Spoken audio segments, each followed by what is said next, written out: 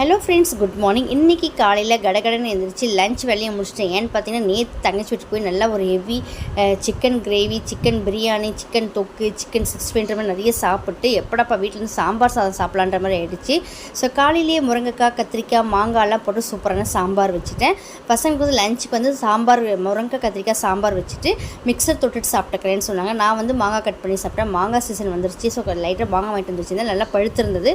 So இந்த முருங்கைக்காய், கத்திரிக்காய், கிழங்கு சாம்பாருக்கு மாங்காய் வந்து வேறு லெவல் காம்பினேஷன் வந்து சாப்பிட்டு பாருங்கள். செம்ம டேஸ்ட்டாக இருக்கும்.